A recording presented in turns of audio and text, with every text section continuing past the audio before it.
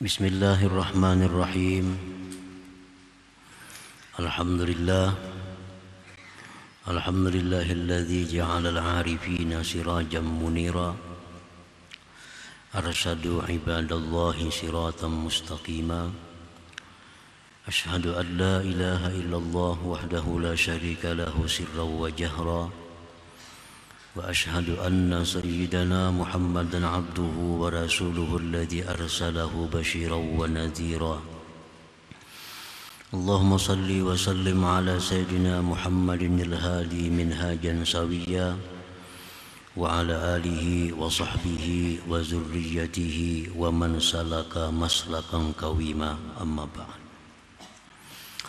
Yang kita hormati, kita muliakan para habaib dan para ulama, para muhibbin, hadirin hadirat rahimakumullah. Puji syukur senantiasa kita haturkan kehadirat Allah Subhanahu wa ta'ala, yang mana dengan taufik dan hidayahnya kita pada malam ini kembali dikumpulkan oleh Allah di majlis yang penuh berkah dan rahmat ini. Salawat dan salam kita haturkan kehadirat junjungan kita Nabi besar Muhammad sallallahu alaihi wasallam dan seluruh keluarga, para sahabat, zuriat dan para pengikut beliau. Para muhibbin rahimakumullah, al-hikmatu tsaminatu asaniyatu was-samanuna ba'dal mi'ah minal hikamil ataiyah. Qala al-imam Ahmad ibnu Athaillah as-Sakandari rahimahullah wa nafa'ana bi'ulumihi wa asrarih. Hikmah yang ke-182 dari al-hikamil ataiyah. Berkata Imam Ahmad ibnu Athaillah as-Sakandari rahimahullah, nafa'ana bi'ulumi. Tasbiku anwarul hukama aqwalahum wa haitsuma sarat tanwir wasalat ta'bir. Yang artinya mendahului cahaya-cahaya dari para ahli hikmah atau ahli ma'rifah oleh akan perkataan mereka, mendahului cahaya-cahaya para ahli hikmah itu akan perkataan mereka, dan sekira-kira sampailah itu menerangi, dan sekira-kira jadilah itu menerangi, maka sampailah ibarat-ibarat mereka. Itulah terjemahnya hikmah yang ke-182 ini. Nah, para muhibbin rahimakumullah, hikmah ini merupakan pengkhususan dari hikmah sebelumnya. Dalam hikmah 181 disebutkan bahwa manusia itu terbagi kepada dua kelompok. Satu kelompok adalah manusia yang beribadah kepada Allah, lalu dia menganggap dirinya telah berbuat baik kepada Allah. Nah, ini disebut sebagai kelompok orang-orang yang terdinding hatinya daripada Allah Subhanahu wa ta'ala. Nah, kemudian kelompok yang kedua adalah orang-orang yang beribadah kepada Allah dan dia menganggap itu merupakan kebaikan Allah terhadap dirinya. Nah, inilah kelompok yang disebut ahlul fathi wal ma'rifah, orang-orang yang terbuka dindingnya dan kenal kepada Allah Subhanahu wa ta'ala. Nah, pengertian di situ bahwa orang yang beribadah, ada yang merasa bahwa dirinya telah berbuat baik kepada Allah, ini kelompok yang salah. Yang benar adalah kelompok orang yang beribadah dan menganggap bahwa itu merupakan kebaikan Allah kepada dirinya. Nah, kemudian di dalam hikmah ini dikhususkan oleh Imam Ahmad Ibnu Athaillah tentang ulama. Nah, ulama itu ada yang mengajarkan ilmunya, ada ulama yang memberikan nasihat kepada umat, lalu dia menganggap itu merupakan kebaikannya terhadap Allah Subhanahu wa ta'ala. Ulama yang mengajarkan ilmunya, ulama yang telah mendidik manusia, mereka beranggapan itu merupakan bakti mereka kepada Allah Subhanahu wa ta'ala. Nah, ini kelompok ulama-ulama yang terhijab daripada Allah, kelompok ulama yang terdinding daripada Allah. Nah, ulama yang seperti ini, nasihat-nasihat mereka, pepadah-pepadah mereka itu kada akan bisa menembus kepada hati orang-orang yang mendengarnya. Cuma masuk telinga, keluar telinga sebelahnya. Nah, kemudian ulama yang kedua adalah ulama yang mengajarkan ilmunya kepada hamba Allah, yang mana mereka membimbing manusia kepada Allah. Lalu ulama ini menganggap bahwa itu merupakan kebaikan Allah kepada dirinya, sehingga mereka bisa mengajarkan ilmu. Kebaikan Allah kepada dirinya sehingga mereka bisa membimbing manusia ke jalan Allah. Inilah ulama yang disebut ahlul hikmah, ulama-ulama yang ahlul fathi wal ma'rifah. Dia mengajarkan ilmunya siang malam tanpa susah payah, tanpa pamrih. Dan dia menganggap bahwa itu merupakan kebaikan Allah kepada diri mereka. Nah, bukan merupakan kebaikan dirinya terhadap Allah Subhanahu wa ta'ala. Idza dzakkara al-'arifu ibadallahi ta'ala wa wa'adhahum sabaqa nuru ma'rifatihi ila qulubihim fasarat qulubuhum munawwaratan qabla wusuli tadhkirah wal mau'izati ilaihim musta'iddatan liqabuliha. Apabila memberikan nasihat, mau'izah oleh orang yang makrifat kepada Allah, kepada hamba-hamba Allah, mendahului cahaya makrifat itu masuk ke dalam hati mereka hamba-hamba Allah itu. Jadi orang yang arif dengan Allah itu, sebelum mereka memberikan nasihat, cahaya makrifat yang ada dalam hati mereka sudah masuk terlebih dahulu ke dalam hati pendengarnya. Beluman lagi inya bapandir, tapi cahayanya sudah menembus kepada hati orang yang dipandirinya itu. Maka jadilah hati mereka terang, hati mereka bercahaya sebelum sampai nasihat kepada mereka. Nah, belum sampai lagi nasihat yang diucapkannya, hati orang itu sudah bercahaya, siap untuk menerima nasihat. Falamma sami'uha, manakala mereka mendengar nasihat dari orang yang arif tadi, istaqarrat, maka nasihat itu tetap di hati mereka. Tetap di hati mereka. Wa ta'assarat, berbekas. Nah, berbekas di hati mereka. Wa nahadat, dan bangkit hati mereka.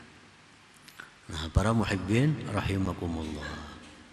Jadi itulah nasihat papadah yang diberikan oleh orang yang makrifat kepada Allah Subhanahu wa ta'ala. Akan berbekas di hati kita dan akan bangkit hati kita, bercita-cita untuk melakukan apa yang disampaikan oleh orang yang arif kepada Allah Subhanahu wa ta'ala tadi.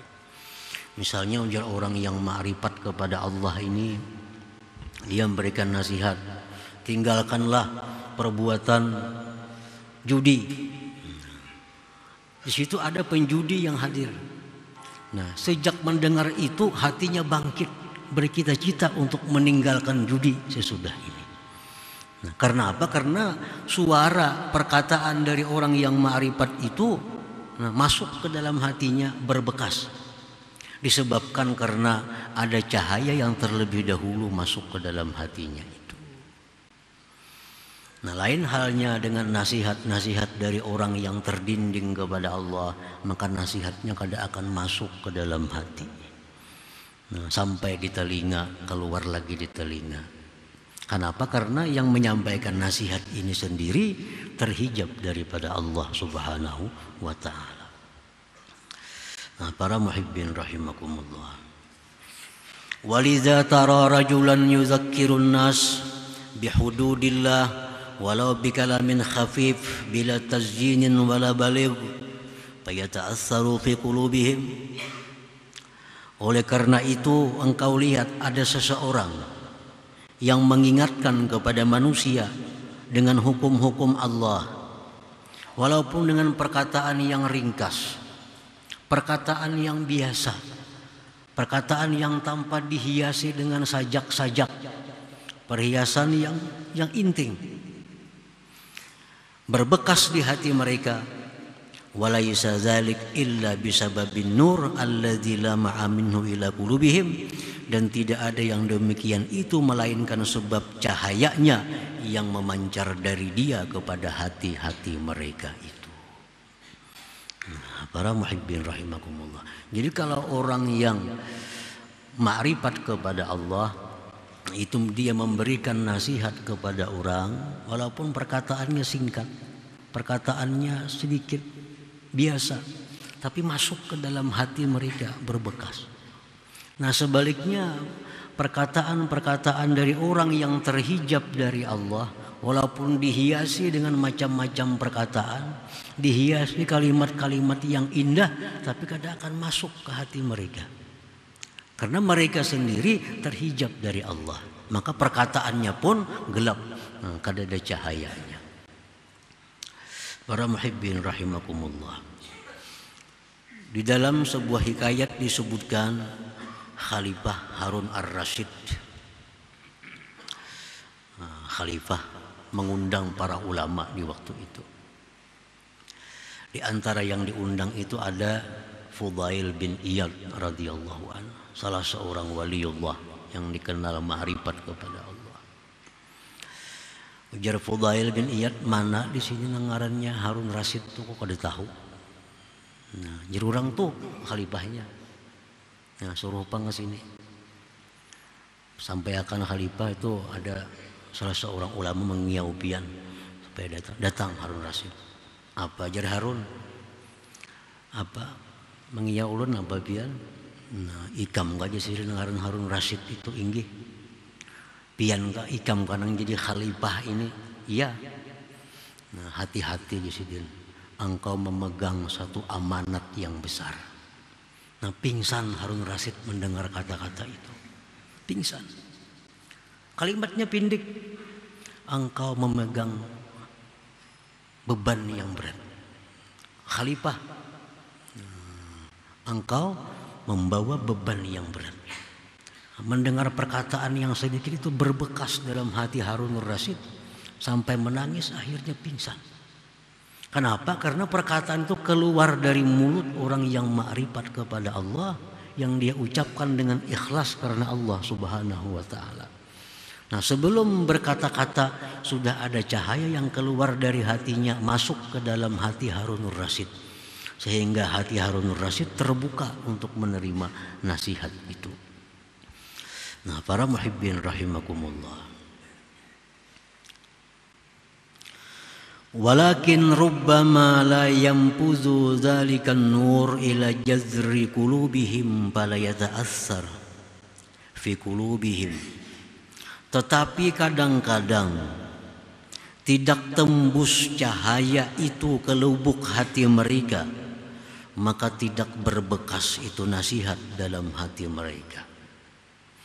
Orangnya yang menyampaikan ini padahal orang yang ma'rifat dengan Allah. Yang menyampaikan nasihat ini orang yang hatinya bercahaya, yang bisa memancarkan kepada hati orang-orang yang di hadapannya.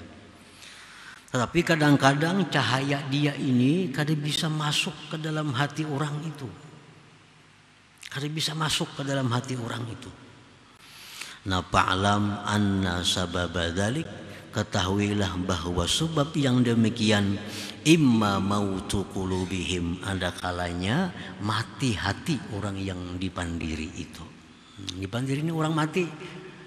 Kayak apa aja orang ma'rifatnya kada akan tembus. Nang dihadapinya orang mati hati. Walaupun yang menyampaikan nasihat ini orang yang sedemikian kuat cahayanya, nah, kada akan tembus, kada akan berbekas. Kenapa? Karena yang dihadapannya ini mati hati mereka. Au maraduha bi anwa'il amrad, atau sakitnya hati orang itu dengan macam-macam penyakit. Orang mati diminumi apa aja meluak. Susu, kopi, teh, banyu putih meluak orang mati. Kada usah orang mati, orang garing, nang banyak penyakitnya sudah. Anak bubur kah? Ada. Disuapi meluak. Padahal bubur nyaman. Anak soto kah? Kada, meluak juga. Kenapa? Karena ini orang banyak penyakit di dalam dirinya. Nah, kayak itu juga halnya manusia-manusia yang hatinya itu mati, atau hatinya itu banyak macam-macam penyakit, nasihat apapun kada mempan, dari siapapun kada mempan juga. Nah, Rasulullah sallallahu alaihi wasallam itu sayyidul arifin. Nabi ini penghulunya orang arif. Tidak ada cahaya yang mengalahkan cahaya Rasulullah. Tapi kada kau menembus Abu Jahal. Abu Jahal itu bukan hanya dinasihati, diperingati, mukjizat dinampakkan kepada Abu Jahal, tetap kada mampan. Kenapa sebabnya? Karena mati hati Abu Jahal itu. Nabi Musa bagaimana menghadapi Fir'aun? Hebatnya Nabi Musa, cahayanya, ma'rifatnya, kada bisa menembus hati Fir'aun karena matinya hati Fir'aun ini. Nah, demikian pula halnya dengan kita. Bagaimanapun nasihat bagusnya yang kita dengar, kalau hati kita ini sudah mati atau banyak penyakit macam-macam di dalam hati, nah maka itu menyebabkan nasihat cahaya kada akan masuk ke dalam hati kita itu. Nah, para muhibbin rahimakumullah, al-ma'siyatu kulluha turisu maradal qalbi. Maksiat itu seluruhnya menimbulkan penyakit hati. Nah, maksiat apapun maksiat itu menyebabkan sakitnya itu hati. Imam Syafi'i radhiyallahu anhu berkata, syakautu ila waqi'in su'a hifzi fa arsyadani ila tarkil ma'asi wa akhbarani bi anna al-ilma nurun wa nurullah la yahdi li'asi. Dari Imam Syafi'i, aku mengadu kepada guruku yang namanya Waqi' tentang jahatnya hafalanku. Nang kada mau hafalan. Beliau memberi petunjuk kepadaku, tinggalkan maksiat. Dan beliau menghabarkan kepadaku bahwa ilmu itu adalah cahaya, dan cahaya dari Allah itu tidak akan masuk kepada orang yang maksiat. Nah, para muhibbin rahimakumullah. Jadi ada dua kemungkinan kenapa seseorang itu tetap dalam keadaan gelap, tetap dalam keadaan jalan yang salah. Satu kemungkinan bahwa orang yang memberikan nasihat kepadanya ini orang yang terhijab dari Allah, atau bisa juga dia sendiri orang yang mati hatinya atau sakit hatinya sehingga kada bisa menerima nasihat dan cahaya daripada yang memberi nasihat itu. Nah, la siyamal kibru, apalagi kesombongan. Maginnya kalau orang itu ada sombongnya, Nah ini macam apapun nasihat, dari siapapun nasihatnya, dari orang wali, dari orang apapun kada akan mempan. Fir'aun kenapa kada menerima nasihat Nabi Musa? Karena kesombongannya. Namrud kenapa kada menerima nasihat Nabi Musa? Karena kesombongannya. Abu Jahal kada menerima nasihat Nabi kita karena kesombongannya. Padahal bukan hanya nasihat, macam-macam mukjizat diperlihatkan. Tetap kada bisa menerima. Kenapa? Karena ada kesombongan yang besar dalam hatinya. Nah, bila mana ada sombong ini dalam hati kita, ilmu macam apapun kada akan bisa masuk ke dalam kita, ke dalam hati kita ini.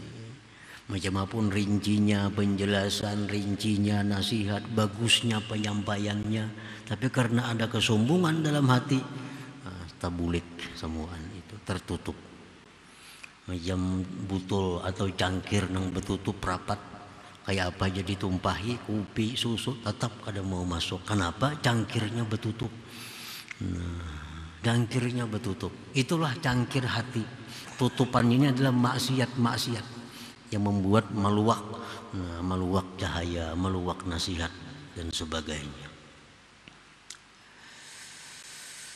Allah Subhanahu wa taala berfirman dalam Al-Qur'an, "Sa'asrifu an ayati alladziina yatakabbaruna fil ardi bighairil haqq." Ini Allah sudah menyatakan bahwa aku palingkan dari ayat-ayatku, dari ilmu-ilmu, apalagi daripada ma'rifat. Aku palingkan orang-orang yang bersifat sombong di muka bumi ini. Nah, para muhibbin rahimakumullah. Dan pula yang menghijab datangnya cahaya ke dalam hati kita itu adalah riya. Riya.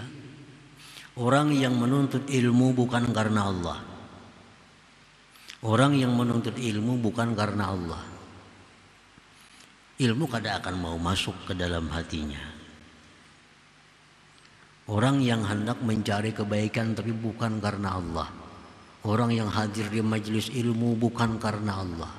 Ilmu kada akan bisa masuk ke dalam hatinya. Paling-paling lewat telinganya, keluar di telinganya.